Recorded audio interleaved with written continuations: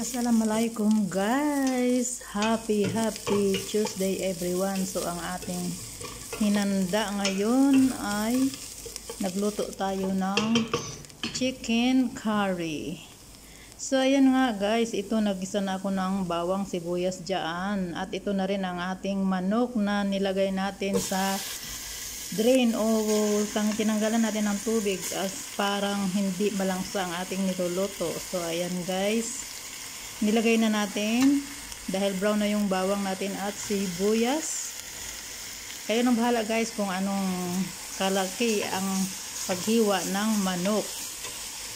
So ayan, hinalo-halo natin yan guys. Tapos ito na ang kanyang ricado. I-drop ko na lang sa comment section dyan sa baba.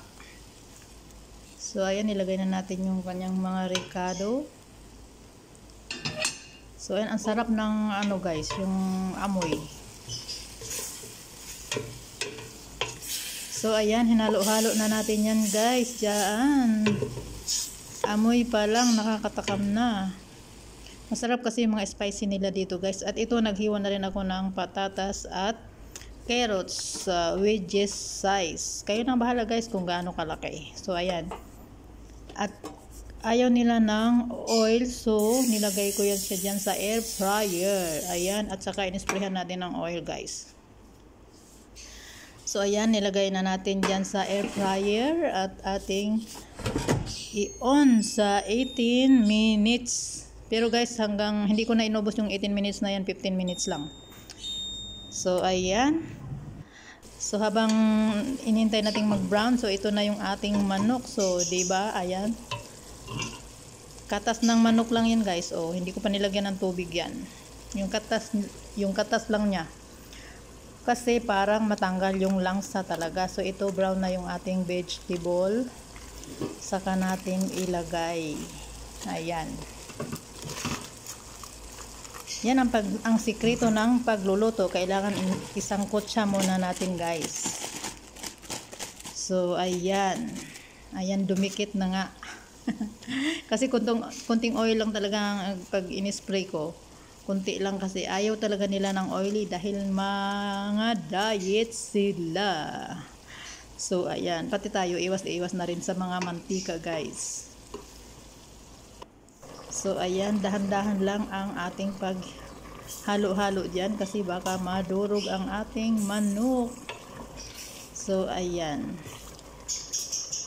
So ayan na nga guys, ayan na, o diba, katakam-takam na siya guys.